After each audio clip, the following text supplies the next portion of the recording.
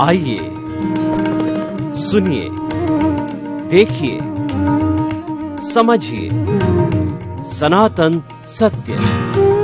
जैसी दृष्टि वैसी सृष्टि, दृष्टि विज्ञान। कुदरत, कुदरती रचना एवं कुदरत के कानून से शाश्वत सुख की प्राप्ति।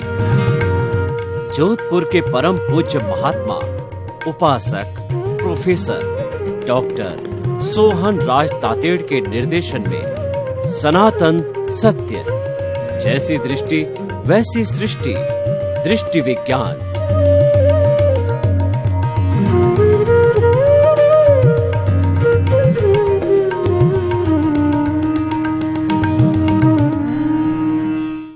भाई और बहनों, मातृशक्ति को नमन। आज का हमारा अति उत्तम विषय सकाम निर्जरा अकाम निर्जरा।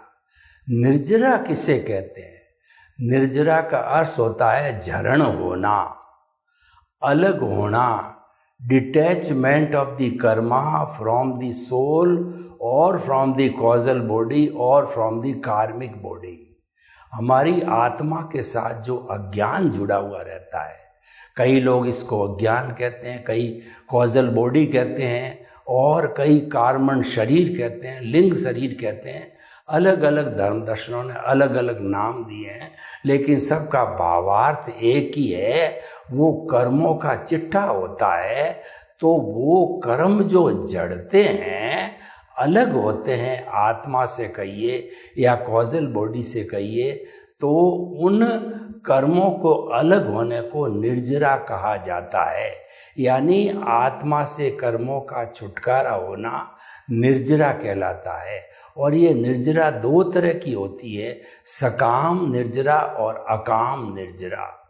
अकाम निर्जरा तो जब कभी भी हम कोई कष्ट सहन करते हैं, जैसे पेड़ है, पौधे है, पशु है, पक्षी है, तो ये सर्दी, गर्मी, बरसात को और जो लूएं चलती है और तेज चक्रवात चलते हैं, इन सब को सहन करते हैं, क्योंकि उनके घर नहीं रहते हैं, वो तो खुले आकाश के अंदर रहते हैं। तो इसके अंदर उनको जो कष्ट होता है, जो वो सहन करते हैं, ये अकाम निर्जरा कहलाती है।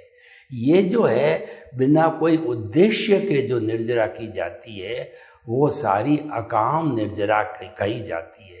और उद्देश्य के साथ के अंदर हम जो निर्जरा करते हैं वह सकाम निर्जरा कहलाती है। और देखिए कि हमारे क्रमिक मार्ग के अनुसार जो हमारा संवर है, उस संवर के साथ निर्जरा होती ही है, वो है सकाम निर्जरा।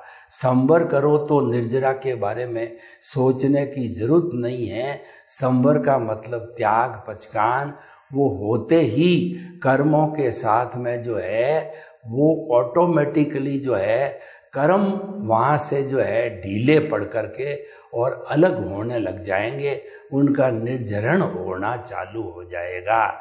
जैसे कि जो मधुमक्खियों का छत्ता होता है, उस छत्ते में से पक जाता है तो जो रस की बूंदें पड़ करके अलग होती रहती है, निर्जर होती है। झरने में से पानी जो है वो गिरता रहता है और किसी भी चीज में से चीज गिरती रहती है, वो निर्जरण कहलाती है, वो निर्जरा। ठीक उसी तरह से कर्मों का आत्मा से या कॉजल बॉडी से अलग होना वह निर्जरा कहलाता है। अब देखिए, जो भगवान ने जो है 12 भेद बताए तप के, उन तप के 12 भेद में 6 भेद है वो बाह्य है और 6 भेद जो है वो भीतरी है। बाह्य और आभ्यंतर है, भीतर के है। तो बाहर के जो 6 है और भीतर के 6 है, दोनों को मिला करके तप के भेद के साथ साथ इसको निर्जरा भी कहा जाता है। क्योंकि इन 12 का उपयोग करने से कर्मों का जड़ना चालू होता है, इसीलिए इसको तपस्या भी बोलते हैं, निर्जरा भी बोलते हैं और साधना भी बोलते हैं। तो बाहर की जो साधना है वो क्रिया से जुड़ी हुई होती है, दिखाई देती है।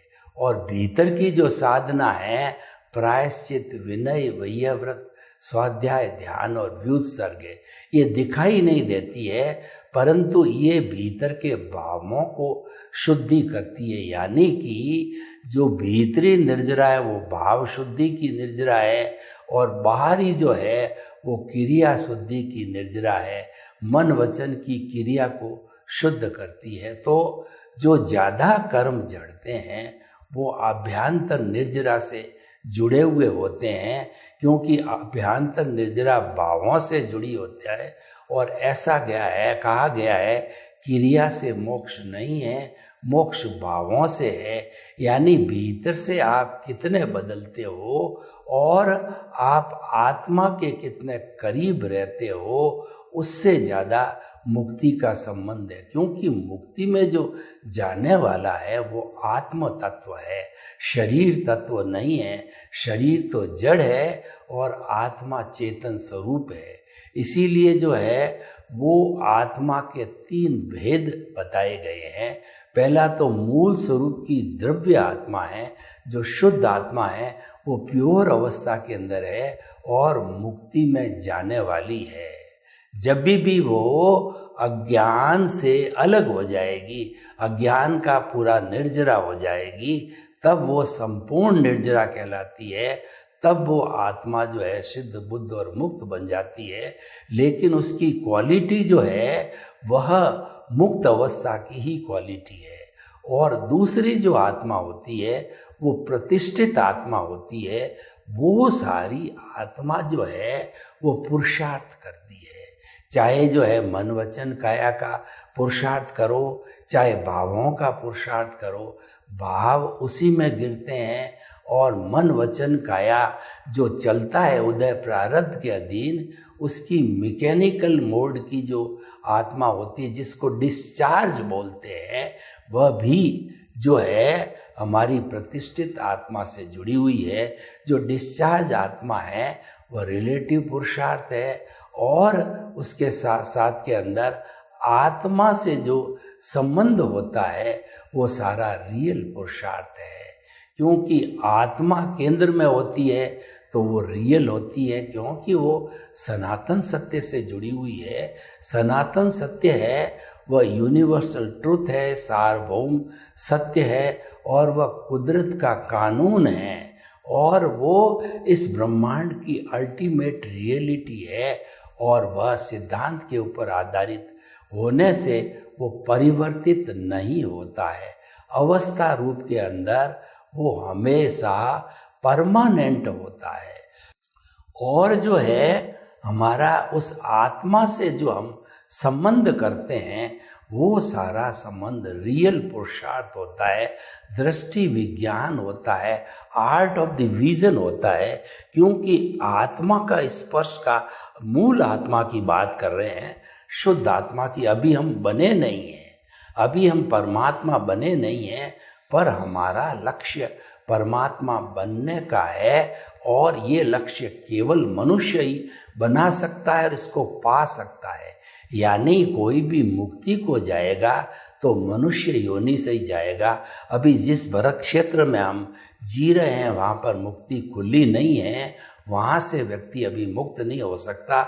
लेकिन जहाँ सिमंदर स्वामी इत्यादि जो तीर्थंकर विराज रहे हैं, और हमारे भरत क्षेत्र का जो है वो सारी कृपा कराने वाले सिमंदर स्वामी तीर्थंकर भगवान हैं, तो वहाँ पे कोई जन्म लेकर के और अपनी भक्ति करके और वह सिद्ध बुद्ध मुक्त हो सकता है। क्योंकि वहाँ पर मोक्ष खुला है, भरत क्षेत्र के अंदर मोक्ष नहीं खुला हुआ है। तो भाई और बहनों, ये जो हम तप करते हैं इससे निर्जरा होती है। और जो आंतरिक तप है वह दृष्टि विज्ञान से जुड़ा हुआ है। दृष्टि विज्ञान में सम्यक ज्ञान, सम्यक दर्शन होता है, उसकी एप्लीकेशन करके और हम मन वचन काया रूपी जितना ये अज्ञान है, रिलेटिव पुरुषार्थ है, उसको इरेज करते रहते हैं। जब अज्ञान धीरे धीरे संपूर्ण रूप से इरेज हो जाएगा, इस इरेज को निर्जरा कहा जाता है। अज्ञान का मिटना है वो निर्जरा कहलाती है, कर्म का जड़ना है वो निर्जरा कहलाती है। दोनों का अर्थ एक ही है, डिसोसिएशन ऑफ कर्मा कहलाता है। तो भाइयों और बहनों, हम आपको बताना चाहते हैं कि जो है ये निर्जरा जो है ये मुक्ति का मार्ग है और ये मुक्ति में ले जाने वाला है। लेकिन जो संवर है वह साधना है और निर्जरा उसकी निष्पत्ति है। संवर को क्रमिक मार्ग के अंदर जो है वह त्याग पचकान को कहा गया है और अक्रम मार्ग के अंदर सम्यक ज्ञान दर्शन की एप्लीकेशन करना संवर कहलाता है और कुदरती रचना देखना संवर कहलाता है। रियल पुरुषार्थ को संवर कहते हैं। दोनों की अपनी अपनी परिभाषा है, लेकिन संवर हमें मुक्ति की ओर ले जाता और इसके साथ में निर्जरा जुड़ी हुई है ही, यानी जो है अज्ञान का इरेज होना संवर के साथ जुड़ा हुआ ही रहता है। इसीलिए हमें जीवन के अंदर संवर को हमेशा प्रेफरेंस देना चाहिए। और अभ्यांतर तप है, प्रायश्चित का अर्थ होता है कि आलोचना, प्रतिक्रमण और प्रत्याख्यान कहा जाता है। यानी कि आपने जो है जो पाप किए हैं और अज्ञान खड़ा किया है। देखिए, पाप की निवृत्ति का अर्थ यही है अज्ञान को मिटाना।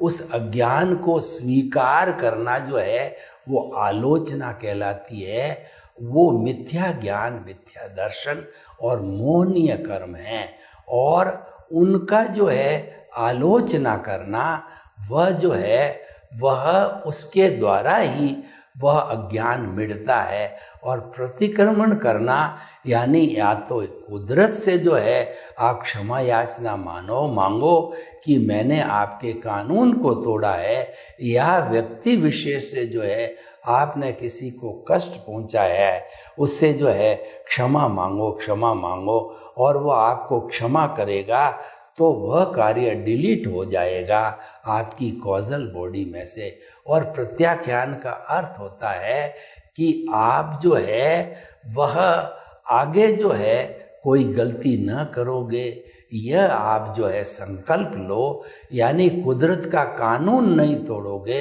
यह संकल्प लो। तो जो मुख्य बात संवर है उस संवर को मध्यगत रखते हैं। तो संवर का अर्थ होता है कुदरती रचना देखना। कुदरत जो है ये 6 द्रव्यों से बनी हुई होती है, चेतन, अचेतन, गति सहायक, स्थिति सहायक, समय और आकाश। इन 6 को कहते हैं लोक, संसार, ब्रह्मांड और जो है कहना चाहिए जगत, दुनिया, वर्ल्ड, कुछ भी को जहाँ जीवन है। ब्रह्मांड बड़ा भी हो सकता है लेकिन जिसमें जीवन है हम उस ब्रह्मांड की बात करते हैं और वह केवल पृथ्वी पर भी है। तो इस कुदरत जो है ये चलती है किसी कानून से। हमें अगर मुक्ति को जाना है और सरलता सुगमता से जाना है तो हमें जो है कुदरत के कानून को समझना चाहिए। कुदरत का कानून बहुत स्पष्ट है। जो 6 द्रव्यों की हमने बात कही वो कुदरत है। उसका कानून क्या है कि 2 तरह का कानून है। एक तो प्राकृतिक कानून है, उस प्राकृतिक कानून के अनुसार जो है इस ब्रह्मांड के अंदर सूर्य समय पर उगता है, समय पर अस्त होता है, समय पर रात आती है, समय पर ऋतुएं आती है, सर्दी, गर्मी, बरसात, पतझड़, बसंत आदि। और जो है जो सारे काम समय पर होते हैं, इसको प्राकृतिक कानून कहते हैं। एक जो है हमारी कुदरत के अंदर 84 लाख जीवा योनि बर्थ प्लेसेस के असंख्य अनंत जो प्राणी जो है वो जीवन यापन करते हैं, उनका सारा संचालन करने वाला जो है वह भी कुदरती है, वह कुदरत के अधीन है। यानी हमारा मन, वचन, काया तथा उससे जुड़ी हुई हर अवस्था मात्र कुदरती रचना है। वह व्यवस्थित है, साइंटिफिक सर्कमस्टेंशियल एविडेंसेज है, वह नियत है, वह प्रीडेस्टिन्ड है, और वह अवस्था से जुड़ी होने के कारण जो है वो जड़ और विनाशी है। वो जाने के लिए आई जा रही है, अवस्था जा रही है, दुख जा रहा है, सुख जा रहा है, हमारी आयु जा रही है। रहने के लिए नहीं आई है, जाने के लिए आई है, क्योंकि वो विनाशी है। केवल दुनिया में एक तत्व ही अविनाशी है, वो हमारा आत्म तत्व है।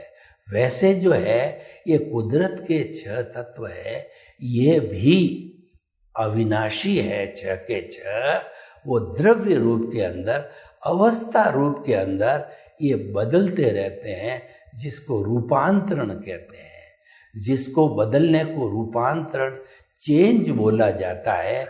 तो ये बदलते रहते हैं, इनके बदलने को कुदरती रचना कहते हैं। जो व्यवस्थित शक्ति है, जो कोई भी आत्माएं हैं, जो जीवित प्राणी हैं, जो कॉजल बॉडी बनाती है पिछले जन्म में, और इस जन्म में वो साथ लेके आती है द्रव्य कर्म के रूप में, और जब वो मरता है या जब वो कॉज डालता है, तो स्पीच और एक्शन के बीच जो है वो कुदरत के क्लाउड के अंदर, स्टोरेज के अंदर इकट्ठे हो जाते हैं। तो जब कोई प्राणी मरता है तो भाव मन साथ में लेके आता है, आत्मा के साथ के अंदर वो भाव मन है। इस जन्म में द्रव्य मन बनता है, और स्पीच और एक्शन के जो बीज पड़े हुए होते हैं कुदरत के अंदर, वो व्यक्ति के अंदर जो है वो हमारा वचन और काया के रूप में मिलते हैं। तो ये मन, वचन, काया पूरा जो है एक जो है कहना चाहिए कि ये जो है हमारा जो राइज है और हमारा उदय और प्रारब्ध है, उसी के अनुरूप सारा जीवन चलता है। तो भाई और बहनों, निर्जरा, सकाम और अकाम जितनी भी संवर के साथ होती है, सकाम निर्जरा होती है, वो बहुत उपयोगी है। वो हमको शाश्वत सुख दिखाने वाली है। तो उसके करने के लिए जो भीतर के 6 जो है वो तप बताए गए। एक तो प्रायश्चित की तो हमने व्याख्या की, और विनय, विनय का अर्थ है कि समस्त प्राणियों के भीतर जो है वो शुद्ध आत्मा के दर्शन करना, आत्म तुलावत बनना। कि आपको ये चिंतन करना चाहिए कि समस्त प्राणियों के भीतर विराजमान शुद्ध आत्मा भगवान को निर्दोष दृष्टि से दर्शन कर उसको नमन करता हूँ, क्योंकि वो मूल रूप से सभी आत्माएं जो है एक समान होती, सामान्य रूप से, विशेष रूप से जो है उसके अंदर भेद आता है। हर एक के कर्म अलग अलग होने से जो है कोई बड़ा होता है, कोई छोटा होता है, कोई अमीर होता है, कोई गरीब होता है, और कोई बीमार होता है, कोई स्वस्थ होता है, कोई धनवान होता है, कोई गरीब होता है, इत्यादि इत्यादि। कोई पुण्य करके आता है, कोई पाप करके आता है, इत्यादि इत्यादि। भाई और बहनों, प्रायश्चित विनय, आत्मतुलावत व्यवहार करना विनय है। प्रायश्चित विनय वैयाव्रत, वैयाव्रत है। ये बाहरी जगत में जो है हमारे जो है वो जो है साधु संत है, कोई रुग्ण है, और कोई भी जो है वो डिसेबल्ड है, उनकी सेवा करने को कहा है। और यहाँ वैयाव्रत को ये है कि आपको आत्मा के इर्द गिर्द रहना, आपको आत्मा की सेवा के अंदर रहना, आत्मा से बात करना, आत्मा को रिझाना, आत्मा को मुक्त करने की जो है योजना बनाना।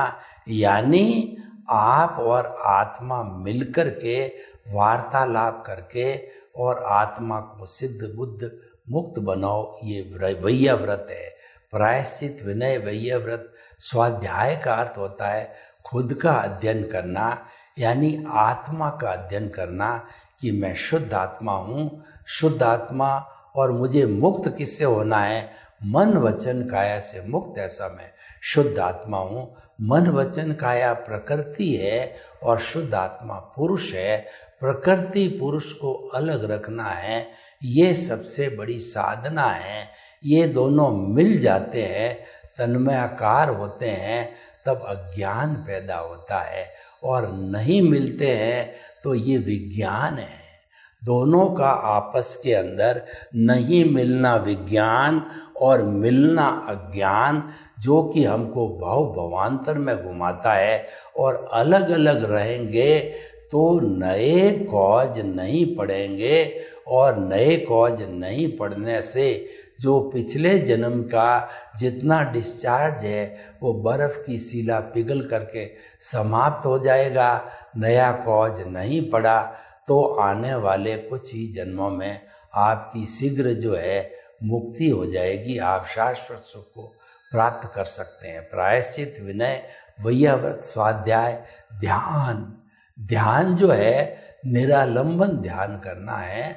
आत्मा का जो है हमको ध्यान करना चाहिए।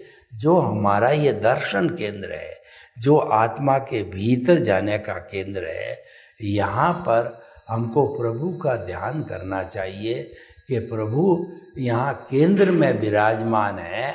और ललाट पे भी मान सकते हैं, ललाट हमारा केंद्र है या प्रभु विराजमान है।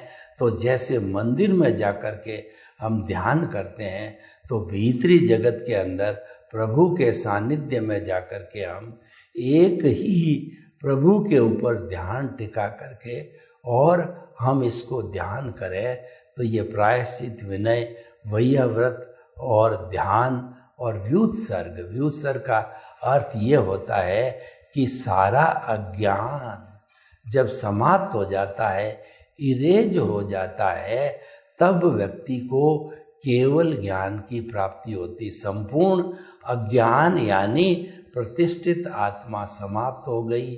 डिस्चार्ज आत्मा तो समाप्त हो ही जाती है तब तक जब तक कि प्रतिष्ठित आत्मा समाप्त होने वाली होती है। मन समाप्त हो जाता है और ऐसी स्थिति के अंदर व्युत्सर्ग होकर के और व्यक्ति बहुत जल्दी ही सिद्ध, बुद्ध और मुक्त बन जाता है। तो हम आपको क्या बताना चाहते हैं कि सकाम निर्जरा का लक्ष्य रखो और संवर का लक्ष्य रखो। और संवर जो है, जब हमारे को परमानेंट संवर की यानी कि जो क्षायिक संवर की स्थिति आती है, तब हमारा भीतर जो प्रज्ञा जागृत है वो हमेशा एक्टिव रहता है और हमको हमारा जो भुगतान है यानी कि हमारा उदय प्रारब्ध है उससे हमको मुक्त रखती है। और मुक्त रखने से, एकाग्र होने से और संवर की उपस्थिति होने से बहुत जल्दी ही हमारी जागृति जो है वह धीरे धीरे 100% पर चली जाती है। और 100% जागृति रहती है तब जो है हमारा अनुभव है यानी आत्मा का स्पर्श के बाद वो आत्मानुभव बढ़ता है, अनुभूति बढ़ती है। वो बढ़ते बढ़ते 360 डिग्री तक चली जाती है और 360 डिग्री पर जाने के बाद में केवल दर्शन की प्राप्ति होती है। ये हमारे रियल पुरुषार्थ की अंतिम सीमा है। केवल दर्शन प्राप्त होने के बाद के अंदर कोई पुरुषार्थ की आवश्यकता नहीं है और वो परिणाम स्वरूप उसका नेक्स्ट बर्थ जो है वह परिणाम स्वरूप जो है मिलेगा। उसमें जीव केवली बन करके और वो आयुष्य को संपन्न करके सिद्ध, बुद्ध और मुक्त बनता है। तो भाई और बहनों, सकाम निर्जरा हमारे लिए बहुत काम की है। अकाम निर्जरा ऑटोमेटिक सहनशीलता के द्वारा जो है समाप्त होती है, लेकिन उससे जो है हमारा शाश्वत सुख की प्राप्ति नहीं होती है क्योंकि वह क्षणिक प्रोसेस है, धीरे धीरे का प्रोसेस है। लेकिन संवर पूर्वक जो हम निर्जरा करते हैं वह संवर पूर्वक निर्जरा में नए जो है कर्म नहीं पड़ते, बंध पूर्वक निर्जरा में नए कर्म पड़ते हैं। जब हम मन, वचन, काया तथा उससे जुड़ी हुई हर अवस्था मात्र के साथ में काम करते हैं तो काम करने पर वो हमारी जो है वो कहना चाहिए बंध पूर्वक निर्जरा होती है। जो कि हमको निर्जरा के साथ साथ में पुण्य भी देती है। सर्वे भवन्तु सुखिनः, सर्वे सन्तु निरामया। लोक के जीवों को सुख मिले, शांति मिले, आनंद मिले, प्रेम मिले, सौहार्द मिले और हम सभी शाश्वत सुख को प्राप्त करें। आपके प्रति मंगल भाव। ओम शांति।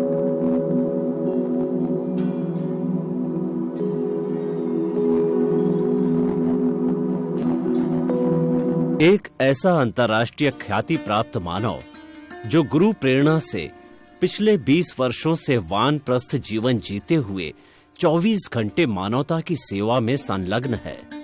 एक ऐसा मानव जो अभी राष्ट्रीय, अंतर्राष्ट्रीय टीवी चैनलों पर 7,500 एपिसोड के माध्यम से सनातन सत्य, आत्मविज्ञान एवं पुनरुत्थान, व्यवहार एवं निश्चय जगत के जीवनोपयोगी विषयों पर हृदय स्पर्शी प्रवचन कर चुका है। उस मानव का नाम है महात्मा उपासक प्रोफेसर डॉक्टर सोहन राज तातेड़। प्रोफेसर तातेड़ द्वारा योग, दर्शन, शिक्षा विषयों पर रचित पीएचडी स्तर के 250 शोध ग्रंथ भारत के 100 प्रतिष्ठित विश्वविद्यालयों में शोधार्थी पढ़ रहे हैं तथा वे सभी शोध ग्रंथ वहां की सेंट्रल लाइब्रेरियों में उपलब्ध हैं।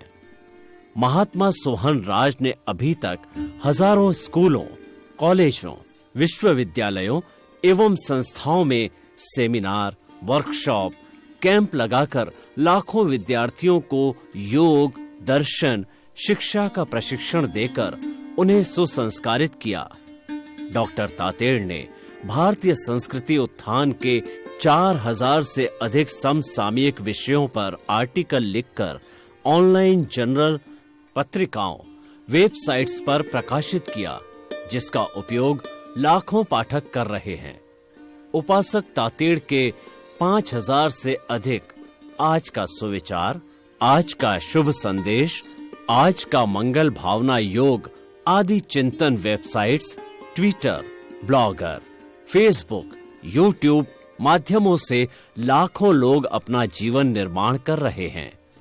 मानवता के मसीहा ऐसे महामानव महात्मा सोहन राज तातेड़ के प्रोफाइल को अभी तक विश्व के 20 लाख दर्शक यूट्यूब पर, 12 लाख गूगल पर एवं लाखों दर्शक फेसबुक, ब्लॉगर, ट्विटर और इंस्टाग्राम पर देख चुके हैं।